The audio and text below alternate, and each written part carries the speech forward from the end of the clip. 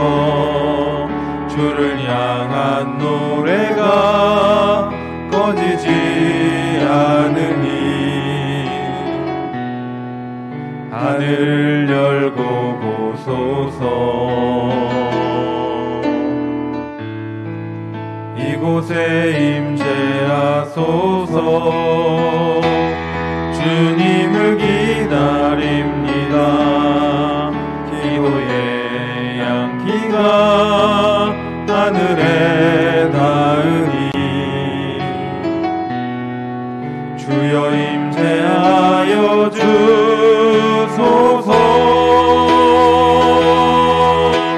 이곳에 오셔서 이곳에 앉으소서. 이곳에서 드리는 예배를 받으소서. 주님의 이름만이 오직 주의 이름만 이곳에 있습니다. 주의 성도들아, 여호와를 찬송하며 그의 거룩함을 기억하며 감사하라. 그의 노염은 잠깐이요 그의 은총은 평생이로다. 저녁에는 울음이 깃들일지라도 아침에는 기쁨이 오리로다. 아멘. 사도신경으로 우리의 흔들리지 않는 신앙을 고백합니다. 전능하사 천지를 만드신 하나님 아버지를 내가 믿사오며 그 외아들 우리 주 예수 그리스도를 믿사오니 이는 성령으로 잉태하사 동정녀 마리아에게 나시고 본디오 빌라도에게 고난을 받으사 십자가에 못 박혀 죽으시고 장사한 지 사흘 만에 죽은 자 가운데서 다시 살아나시며 하늘에 오르사 전능하신 하나님 우편에 앉아 계시다가 저리로서 산자와 죽은 자를 심판하러 오시리라. 성령을 믿사오며 거룩한 공회와 성도가 서로 교통하는 것과 죄를 사하여 주시는 것과 몸이 다시 사는 것과 영원히 사는 것을 믿사옵나이다. 아멘. 찬송가 438장 찬양합니다.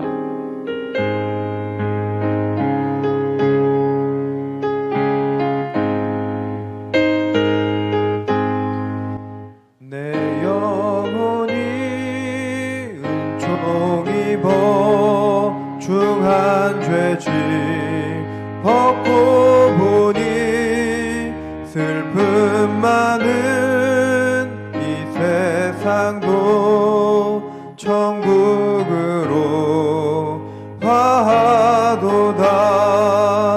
할렐루야 찬양하세. 내 모든 죄 함받고 주 예수와 동행하니 그 어디나 하늘나라. 주의 얼굴 뵙기 전에 멀리 뵈던 하늘나라 내 맘속에 이루어지니 날로 가깝도다. 할렐루야 찬양하세. 내 모든 죄 사함받고 주 예수와 동행하니 그 어디나 하늘나라. 높은 산이 거친 들이 조막이나 궁궐이나 내 주 예수 모신 곳이 그 어디나 하늘나라. 할렐루야 찬양하세. 내 모든 죄 사함받고 주 예수와 동행하니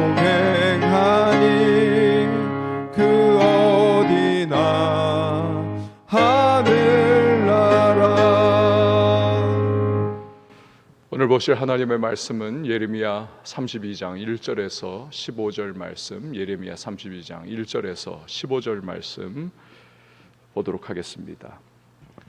유다의 시드기야 왕 열째 해 곧 느부갓네살 18째 해에 여호와의 말씀이 예레미야에게 임하니라.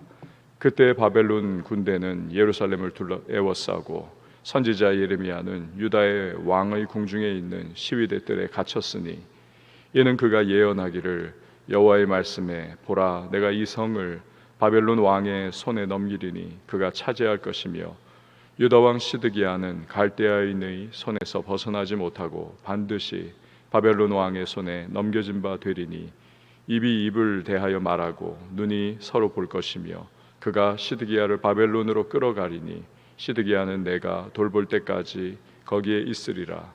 여호와께서 이와 같이 말씀하시니라. 너희가 갈대아인과 싸울지라도 승리하지 못하리라 하셨다 하였더니 유다 왕 시드기야가 이르되 내가 어찌하여 이같이 예언하였느냐 하고 그를 가두었음이었더라. 예레미야가 이르되 여호와의 말씀이 내게 임하였느니라. 이르시기를 보라 내 숙부 살룸의 아들 하나멜이 네게 와서 말하기를 너는 아나돗에 있는 내 밭을 사라. 이 기업을 물을 권리가 내게 있느니라 하리라 하시더니 여호와의 말씀과 같이 나의 숙부의 아들 하나멜이 시위대들 안 나에게 와서 이르되 청하노니 너는 베냐민 땅 아나돗에 있는 나의 밭을 사라. 기업의 상속권이 내게 있고 물을 권리가 내게 있으니 너를 위하여 사라 하는지라. 내가 이것이 여호와의 말씀인 줄 알았으므로 내 숙부의 아들 하나멜의 아나돗에 있는 밭을 사는데 은 17세겔을 달아주되 증서를 써서 봉인하고 증인을 세우고 은을 저울에 달아주고 법과 규례대로 봉인하고 봉인하지 아니한 매매 증서를 내가 가지고 나의 숙부의 아들 하나멜과 매매 증서에 인친 증인 앞과 시위대들에 앉아 있는 유다 모든 사람 앞에서 그 매매 증서를 마세야의 손자 네리야의 아들 바룩에게 붙이며 그들의 앞에서 바룩에게 명령하여 이르되 만군의 여호와 이스라엘의 하나님께서 이와 같이 말씀하시기를 너는 이 증서 곧 봉인하고 봉인하지 않은 매매 증서를 가지고 토기에 담아 오랫동안 보존하게 하라. 만군의 여호와 이스라엘의 하나님께서 이와 같이 말씀하시니라. 사람이 이 땅에서 집과 밭과 포도원을 다시 사게 되리라 하셨다 하니라. 아멘. 기도하겠습니다. 1천 번째 서원헌금 봉헌합니다. 하나님 감사합니다. 오늘도 우리에게 복된 하루를 허락해 주시며 기도 가운데에 열 수 있도록 은혜 베풀어 주심을 감사를 드립니다. 이 하루의 모든 발걸음 속에 오늘도 만나와 메추라기와 같이 예비하신 은총을 허락하시며 때를 따라 돕는 은혜 가운데 우리의 발걸음 인생길 인도해 주실 줄 믿습니다. 약하고 부족하고 연약하지만 그럼에도 불구하고 하나님 함께 하시기에 오늘도 우리의 발걸음 담대하고 또 이 하루의 모든 삶의 순간 우리들 반드시 하나님의 이름 빚는 비와 같은 은혜 가운데 승리할 줄 믿습니다. 주님만 바라보고 주님과 오늘도 영적 교제 가운데에 이 하루 모든 상황과 현실들 믿음의 눈으로 해석하며 넉넉하게 달려가는 주님의 사람들이 되게 하여 주옵소서. 오늘도 주의 말씀을 상고하며 그 가운데에 우리에게 주시고자 하시는 세미한 음성을 듣게 하시고 기도 가운데 성령으로 새로운 기름 부음을 경험하며 우리의 달려갈 길 잘 달려가는 하나님의 백성들이 되게 하여 주옵소서. 드린 귀한 예물이 있습니다. 믿음 담고 기도의 제목 담아 봉헌하오니 연락하시고 우리 하나님의 응답의 풍성한 은혜를 허락하여 주옵소서. 각 가정에서 오늘도 기도하며 하나님 얼굴 구하고 새벽을 깨우는 주님의 백성들을 주께서 오늘도 생각하셔서 하늘의 문 열어주시고 응답의 은혜를 베풀어 주시고 범사의 하나님의 복을 허락하여 주옵소서. 교회 가운데 함께 모여서 또 기도하기를 사모하며 간구하는 모든 주의 백성들을 주께서 기억하시고 또 들어주시고 주 하나님의 역사 가운데에 우리들 감사함으로 함께 다시 모여 예배하는 그날 되게 하여 주옵소서. 오늘도 새벽을 섬기는 반주자에게 주님의 신령한 은혜를 베풀어 주시고 또한 땅에 기름진 복을 더하시며 가정과 범사 가운데 하나님의 응답의 놀라운 은혜로 함께하여 주옵소서. 이후의 모든 시간을 맡겨드리고 예수님의 이름으로 기도합니다. 아멘. 1992년 10월 28일은 대한민국 국민이라면 누구나 관심을 가졌던 날이 아닌가 생각을 해봅니다. 어떤 이에게는 모든 것을 걸고 손꼽아 기다리는 날이었습니다. 어떤 이에게는 은근한 그러한 두려움을 주었던 날입니다. 어떤 이에게는 그저 호기심으로 기다렸던 날입니다. 어떤 이에게는 이 날은 아무것도 아니야 라고 하는 강한 확신으로서 어쨌든 그냥 지켜봤던 그런 날입니다. 바로 시한부 종말론을 주장했던 다미선교회의 이장림 씨, 그가 휴거가 일어난다 라고 했던 날입니다. 이 이단에 빠졌던 사람들은 집과 재물과 가지고 있던 것들 다 팔아가지고 이 다미선교회에 바치고 휴거만을 목이 빠져라 그렇게 기다렸던 모습을 기억을 합니다. 신문지상, 방송 다 도배가 됐었죠.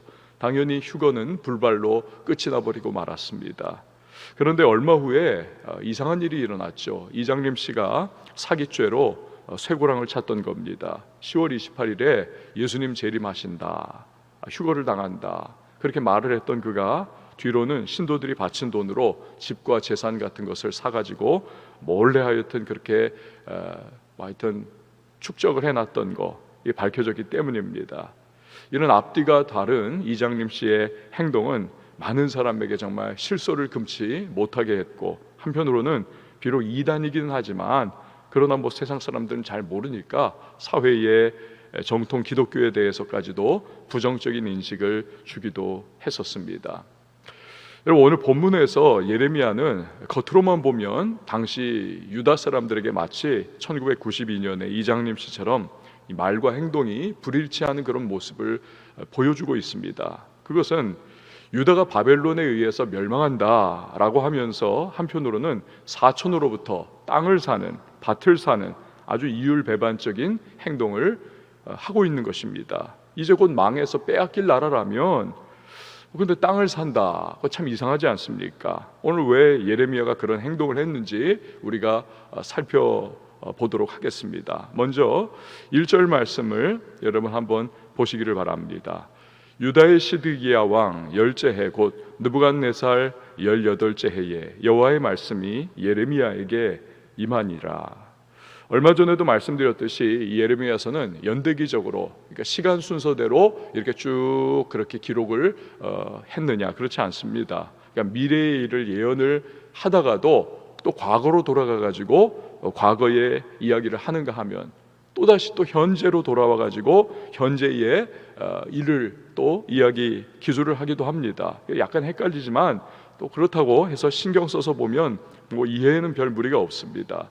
오늘 본문은 또다시 현재의 시점으로 돌아와 가지고 그대로 기록을 하고 있는 겁니다. 배경은 유다의 마지막 왕인 시드기야 재위 10년입니다. 즉 나라가 멸망을 앞둔 상황이죠. BC 586년입니다. 이제 얼마 후면 바벨론의 느부갓네살에 의해서 예루살렘 성이 함락이 될 겁니다. 그런데 유대 역사상 너무나 불행하고 슬픈 이때에 하나님의 말씀이 예레미야에게 임했습니다. 이때 예레미야는 개인적으로는 아주 힘든 상황에 그가 처해 있었습니다. 2절 말씀을 보십시오. 2절에 그때의 바벨론 군대는 예루살렘을 에워싸고 선지자 예레미야는 유다의 왕의 궁중에 있는 시위대들에 갇혔으니, 예루살렘이 바벨론 군대에 의해서 완전히 포위가 되어 있는 상황입니다. 함락은 시간 문제라는 거죠. 그나마 얼마간 이 포위 상태로 그냥 그렇게 유지가 될 수 있었던 것은 바벨론을 견제하려고 했던 이 애굽의 바로 왕이 군대를 파견했기 때문에 그렇습니다. 그러니까 느부갓네살이 얼마의 군대로 예루살렘을 둘러싼 채 또 나머지 군대로는 애국군과 싸우려고 내려갔기 때문에 그렇습니다. 그러니까 이런 암담한 상황 속에서 예레미야 개인은 또한 하여튼 국가적으로도 그렇게 참 위기에 처했지만 예레미야 개인 역시도 또 왕의 시위대들에 갇혀 있기까지 하는 겁니다. 그러니까 이중의 어려움을 그는 겪고 있는 거죠. 안팎으로 우겨쌈을 당한 상황입니다. 그런데 이런 예레미야에게 하나님의 말씀이 임했더라는 것입니다. 여러분, 여기서 우리가 생각해 봐야 할 것은 성도에게는 내가 처한 상황이나 환경보다 비교할 수 없이 더 중요한 게 있다는 사실입니다. 아모스서 8장 11절 말씀을 보면 이런 말씀하시죠. 주 여호와의 말씀이니라. 보라, 날이 이를지라. 내가 기근을 땅에 보내리니 양식이 없어 주림이 아니며 물이 없어 가람이 아니요 여호와의 말씀을 듣지 못한 기갈이라. 사람이 이 바다에서 저 바다까지 북쪽에서 동쪽까지 비틀거리며 여호와의 말씀을 구하려고 돌아다녀도 얻지 못하리니 그날에 아름다운 처녀와 젊은 남자가 다 갈아여 쓰러지리라. 그러니까 사람은 무엇으로 사는가? 떡만 풍부하면 되는가? 절대로 아니라는 거죠. 사람이 여러분 떡으로만 살 것이 아니요 여호와의 입에서 나오는 모든 말씀으로 살 것이다. 여러분 말씀하지 않았습니까? 그 성자 어거스틴이 체험한 것이 아니고 무엇이겠습니까? 희대에 방탕하여 온갖 쾌락을 즐기던 그런 사람입니다. 그러나 훗날 참회록에서 그가 뭐라고 이야기를 합니까?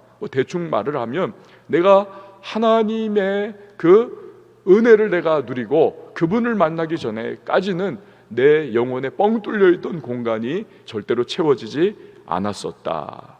그런 말하지 않습니까? 잠언 29장 18절에 보면 묵시가 없으면 백성이 방자히 행하거니와, 이거 뭐 영어 번역으로 하면 Where there is no vision, the people perish. 하나님의 말씀이 없으면, 하나님의 말씀으로 인한 비전이 없으면 그 백성은 망한다는 것입니다. 이처럼 어떤 상황이든지 간에 가장 중요한 것은 하나님의 말씀이 나에게 있느냐, 이게 가장 관건이라는 것입니다. 이게 가장 관건이에요. 찬송가 우리가 오늘 불렀던 438장 3절에 보면 높은 산이 거친 들이 초막이나 궁궐이나 내 주 예수 모신 곳이 그 어디나 하늘나라. 무엇입니까? 그 어떠한 열악한 상황 가운데 떨어졌다 할지라도 주님이 함께 하시면 그곳은 천국으로 변화가 된다는 것입니다. 은혜의 장소가 될 수 있다는 것이지요. 그런데 주님은 말씀하시지 않습니까? 요한복음 1장 1절에 태초에 말씀이 계시니라. 이 말씀이 하나님과 함께 계셨으니 이 말씀은 곧 하나님이시니라. 이처럼 말씀이 내게 주어지면 그 말씀과 함께 주님이 함께 해주시는 것이고, 그렇기 때문에 힘이 나고 용기가 나고 평강이 있고 소망이 생기는 것이죠. 반면에 환경은 너무 좋습니다. 조건은 뭐 최상입니다. 부유함이 있습니다. 근데 말씀이 없으면 그러면 영혼과 심령이 부패해버리고 소망이 없고 살아갈 의미를 발견하지 못하고 답답한 인생이 돼버리는 것이지요. 그렇기 때문에 지금과 같은 코로나 상황에서 우리가 더더욱 구해야 할 것은 바로 말씀인 것입니다. 세상은 코로나 블루, 이 우울증을 넘어서서 코로나 레드, 폭력적인 반응을 보이는 상황까지 그렇게 떨어지고 말았습니다. 그러니까 모든 게 차단되고 답답하고 암담하기에 그렇게 마음들이 다 힘들어져 버린 것이죠. 그러나 우리들 성도는 이 와중에도 하나님으로부터, 그분의 말씀으로부터 힘을 얻습니다. 소망을 얻습니다. 위로를 얻습니다. 그렇기 때문에 우리 교회 차원에서 지금 말의 캠페인을 하고 있는 것입니다. 이 말씀이 우리를 살리는 것을 알기 때문에, 또 말씀이 내 안에서 펄펄 살아 움직이는 것을 우리가 체험하기 위해서는 그 말씀을 살아있도록 만들어주시는 성령을 우리가 충만하게 체험을 해야 하기 때문에 그렇습니다. 그래서 전교인 기도운동을 함께 진행을 하고 있는 것입니다. 기도할 때 성령이 말씀 통해 역사하시고 또 그 말씀이 나를 살리는, 그래서 답답하고 안팎으로 우겨쌈을 당한 것 같은 현실을 얼마든지 뚫고 돌파해 나가도록 만들어주는 것이죠. 그러니까 여러분 오늘 꼭 홈페이지 들어가셔가지고 말의 캠페인과 전교인 기도운동 동참을 하시기를 바랍니다. 교구별로도 그래요. 좀 서로 간에 우리 한번 해보자 해가지고 지금은 뭐 5교구가 말씀 전체 읽는 거 통독을 뭐 앞장서서 지금 나가고 있는 게 그래프로 보이고 있는데, 여러분들 한번 으쌰으쌰를 해보십시오. 어쨌든 말과 이 말씀과 기도, 이것을 통해서 우리가 용기와 또 새 힘과 소망을 얻을 수가 있는 것입니다. 자, 3절에서 5절을 보면 왜 예레미야가 이 시위대들에 갇혔는지 그 이유를 말씀을 해주고 있습니다. 이는 그가 예언하기를 여호와의 말씀에 보라, 내가 이 성을 바벨론 왕의 손에 넘기리니 그가 차지할 것이며 유다 왕 시드기야는 갈대아인의 손에서 벗어나지 못하고 반드시 바벨론 왕의 손에 넘겨진 바 되리니 입이 입을 대하여 말하고 눈이 서로 볼 것이며 그가 시드기야를 바벨론으로 끌어가리니 시드기야는 내가 돌볼 때까지 거기에 있으리라. 여호와께서 이와 같이 말씀하시니라. 너희가 갈대아인과 싸울지라도 승리하지 못하리라 하셨다 하였더니 유다 왕 시드기야가 이르되 내가 어찌하여 이같이 예언하였느냐 하고 그를 가두었음이었더라. 한마디로 매국노 소리 했다는 것입니다. 너희가 아무리 발버둥 쳐도 아무리 바벨론하고 싸워보려고 애를 써도 안 된다는 겁니다. 너희는 패망하고 왕조차 시드기야조차 포로로 잡혀가 그렇게 바벨론에 끌려갈 것이다. 하나님이 명하신 말씀이니까 하기는 하지만 백성들의 반응은 당연히 저 죽일 놈 뭐 그렇게 나오는 겁니다. 갇혀 있는 것이죠. 예레미야가 시위대 뜰 안에. 여러분, 크리스천의 최고의 능력이 무엇일까요? 무슨 큰 일을 하는 것일까요? 무슨 대단한 성취를 이루어내는 것일까요? 거액의 헌금이나 또는 봉사를 하는 것일까요? 물론 그것도 너무너무 귀합니다. 하나님의 선한 사업을 위하여 귀하게 쓰임 받죠. 그러나 그렇게 하면서도 여러분 얼마든지 그렇게 하지만 하나님이 정말 나에게 바라시는 대로 살지 않고 미꾸라지처럼 빠져나갈 수도 얼마든지 있습니다. 오히려 그런 걸 통해 가지고 큰 일을 하고 거액의 헌금을 하고 엄청나게 그냥 봉사하는 것을 통해서 죄송해요 면죄부를 산 것처럼 마음의 죄책감을 어느 정도 덜고 뒤편으로는 자기 원하는 대로 살 수도 얼마든지 있는 것입니다. 그렇다면 뭐가 여러분 크리스천의 최고의 능력이겠습니까? 바로 하나님 말씀에 대한 순종과 헌신입니다. 내가 바라고 내가 기대하고 내가 듣기 좋은 말씀이 아니라 순종하면 불리해집니다. 순종하면 코너에 몰립니다. 순종하면 이상한 사람처럼 됩니다. 힘든 상황 될 게 뻔한 말씀인데 그럼에도 불구하고 하나님이 그 말씀을 주셨다면 거기에 순종하고 또 신뢰하면서 그 말씀에 헌신하는 것, 지금 예레미야와 같은 모습이죠. 이게 크리스천의 최고의 능력인 것입니다. 왜냐하면 그 사람을 통해서 하나님은 무한대의 능력으로 역사하시기 때문에 그렇습니다. 성경의 위대한 인물들을 보면 바로 그 점에서 차별화된 분들이 아닌가 생각을 해봅니다. 다윗이 그렇지 않습니까? 내 마음에 합한 사람이다. 하나님 말씀하셨죠. 성전 건축을 할 수 있었습니다. 얼마든지 손가락 하나만 까딱하면 모든 준비가 다 완료가 되어 있었기에 그냥 하면 되는 겁니다. 근데 하나님께서 스탑! 멈춰 하시니까 그는 멈춥니다. 만약에 그때 멈추지 않았다면 그는 그냥 인간적인 위대한 건축물을 하나 이스라엘 역사상 세운 겁니다. 그냥 그거로 끝난 거예요. 그렇지만 멈추니까 솔로몬이 성전 건축하고 거기에 하나님의 영광이 임재하시는 거죠. 아브라함은 어떻습니까? 처음에는 불리한 말씀에 순종을 못했습니다. 기근이 오니까 가나안에 버티지 못하고 애굽으로 쭉 내려갑니다. 그 죽을 고생하고 아내를 뺏기죠. 또 약속의 아들이 아닌 여종 하갈을 통해 가지고 그러한 육체의 아들을 자기 멋대로 낳습니다. 하지만 1년의 시련을 통하여 말씀의 연단을 받고 그렇게 훈련받은 이후에는 내 독자 이삭을 바쳐라.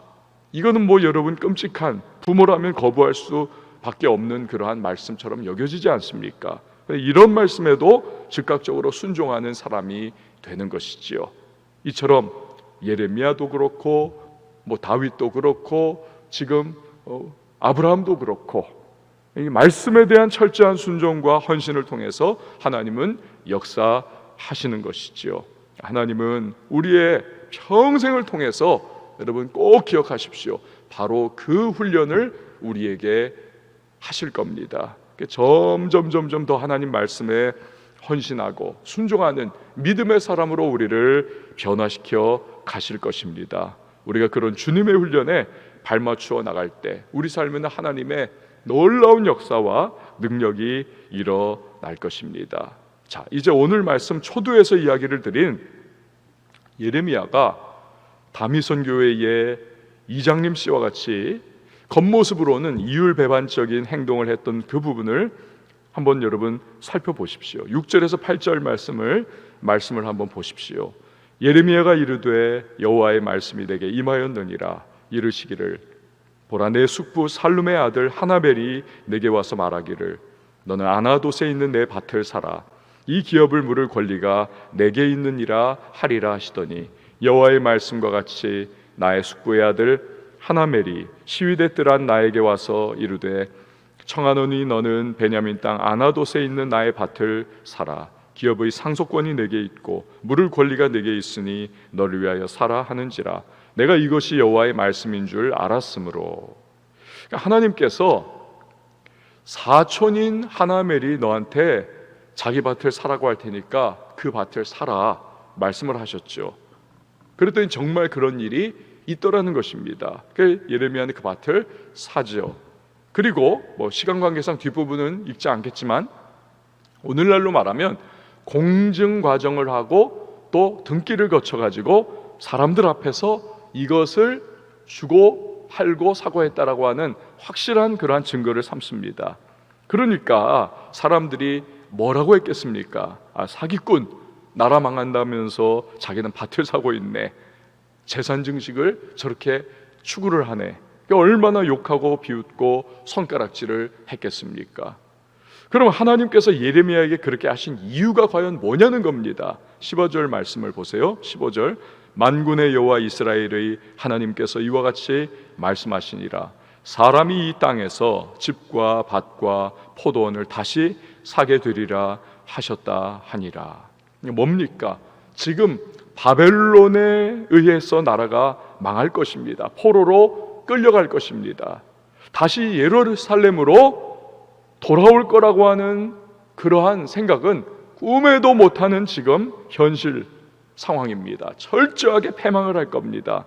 그러나 예레미야가 밭을 사서 등기한 소유권을 토기에 담아서 오래 보존하는 것처럼 언젠가는 포로 생활에서 풀려나 이 땅으로 다시 돌아오게 되어서 집과 밭과 포도원을 팔고 사고 하면서 그렇게 이곳에서 살게 되는 날이 오리라는 것을 시청각적으로 그렇게 보여주고 있는 것입니다.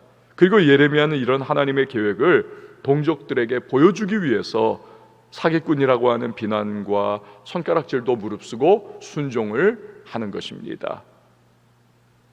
이장님의 행동과 예레미야의 행동은 근본적으로 동기와 순수성과 그 결과에 있어서 전혀 다른 거지요. 모습은 비슷하지만 여러분, 그렇기 때문에 우리가 좀 생각해 봐야 하는 것은 내가 보고 듣는 것, 이것으로 인해서 쉽게 누군가를 판단하고 규정을 내리는 것, 이거를 멈추는 게 우리에게 필요하다. 우리는 사람의 마음속을 다 들여다볼 수 없지 않습니까? 누군가가 어떤 행동을 하는 그 전후 맥락을 사실 우리는 잘 알지를 못합니다. 그렇기 때문에 그것이 하나님의 진리의 말씀에 분명하게 위배되고 충돌하고 거치는 일이라면 당연히 거부를 해야죠. 그러나 그렇지 않다면, 예를 들어서 우리가 로마서에서 살펴봤던 아디아포라의 문제, 이것이 믿음의 분량을 따라서 얼마든지 선택할 수 있는 문제라면 우리는 주님이 모든 것을 분명하게 드러내 주시기 전까지는 좀 섣부른 판단과 비판을 자제하는 것이 옳습니다. 우리의 판단과 생각은 온전하지 못하기 때문입니다. 여러분, 오늘도 우리가 이 하루를 살아가면서 여러 가지 상황들을 만날 겁니다. 그때 우리는 기도하는 마음으로 주님께서 분별력을 주시기를 간구하면서 또 주님의 선한 길로 우리를 인도해 주시기를 우리는 구해야 합니다. 섣부른 판단이나 비난을 우리가 자제하고 그 상황에 담긴 주님의 혹시나 있을 수 있는 계획과 섭리의 가능성을 우리가 눈여겨보면서 말씀을 따라 움직이는 것이 우리에게 필요한 것입니다. 사랑하는 성도 여러분, 새로운 하루가 이렇게 시작이 됐습니다. 열악한 조건과 상황이라 할지라도 말씀이 우리에게 주어진다면 거기에 힘과 용기와 소망이 있습니다. 또한 크리스찬의 가장 큰 능력은 말씀에 대한 순종과 헌신입니다. 마지막으로 말씀이 양당 간에 분명히 알려주지 않은 이 아디오포라 차원에 속한 것이라면 하나님이 그 뜻을 비춰주실 때까지 섣부른 판단이나 비판을 자제하면서 기도 가운데 그 인도하심을 받아갈 수 있는 우리가 되어야 하겠습니다. 저와 여러분의 오늘 하루의 발걸음 속에 주님의 예비하신 평강과 은혜가 넘치기를 바라고, 기도 가운데 여러분 성령 충만하여 힘찬 발걸음으로 이 하루를 나아가는 우리 모두가 되실 수 있기를 바랍니다. 이 시간에 우리 함께 찬양하시고 기도하도록 하겠습니다.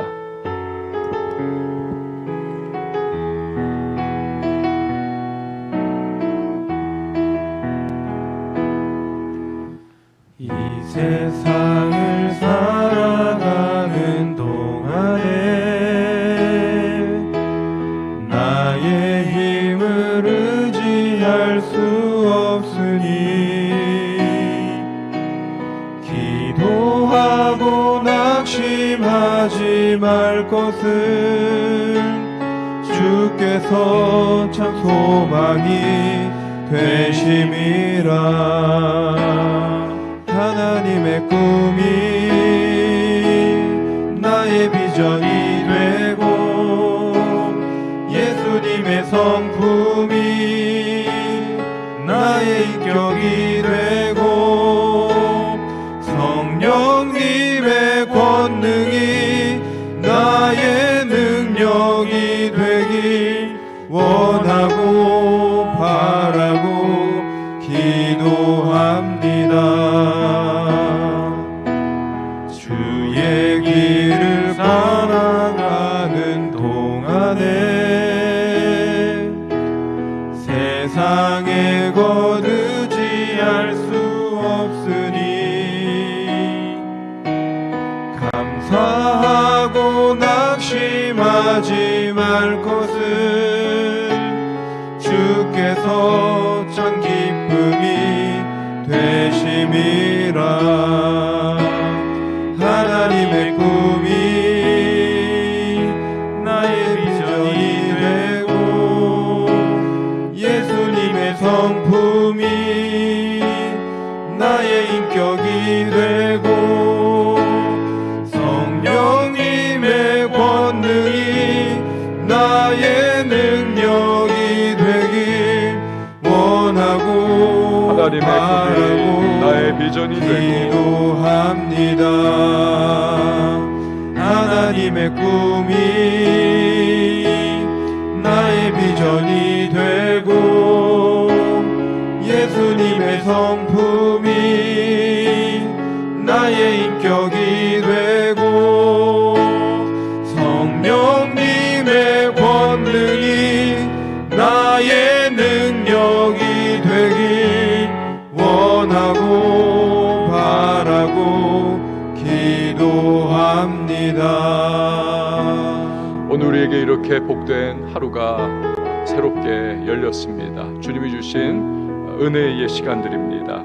오늘 아무리 열악한 조건과 상황이어도 말씀이 우리에게 주어진다면 우리에게 힘과 용기와 소망이 생깁니다. 주여 나에게 하나님의 말씀 붙잡게 하시고 그 말씀의 은혜 가운데 거하며 상황과 이 환난과 또 여러 가지 환경 속에 휘둘리지 않고 믿음의 말씀으로 하나님 전진케 해달라고 순종과 헌신으로 하나님의 능력의 통로가 될 수 있도록 쓰임받을 수 있도록 도와달라고, 또한 섣부른 판단이나 비판과 비난을 자제하고 기도 가운데에 하나님의 분명한 뜻 하나님 발견하기까지 그 인도하심을 받아갈 수 있는 주님의 사람 되어서 오늘도 삶의 모든 현장 속에서 주님의 은혜에 의해 사람으로 쓰임받을 수 있도록, 살아갈 수 있도록, 축복의 통로로 쓰임받을 수 있도록 도와달라고 우리 같이 기도하며 나갑니다. 성령의 충만함을 우리 사모하며 나가야 하겠습니다. 기름 부어주시기를 우리 간구해야만 하겠습니다. 각 가정에서, 또 자녀 양육에서, 일터의 현장, 삶의 자리, 학업의 현장에서 하나님 오늘도 주님의 은혜 가운데에 승리케 해달라고 우리 기도해야 하겠습니다. 교회를 위해서 기도해 주시고요, 먼 곳에 나가 주님의 복음 증거한 우리 선교사님들을 위해서 기도해 주시기 바랍니다. 나라 위하여 기도해 주시고, 코로나 상황을 주님 앞에 올려드리며 기도하시고, 아울러서 또한 우리 한국교회와 미자립교회와 우리의 또 연약한 개척교회들을 위해서 기도해 주시고, 또 북녘 땅의 우리 동포들과 지하교회 교인들을 위하여서도 주님의 이름 한번 외치고 우리 자유하게 통성으로 기도하며 나갑니다.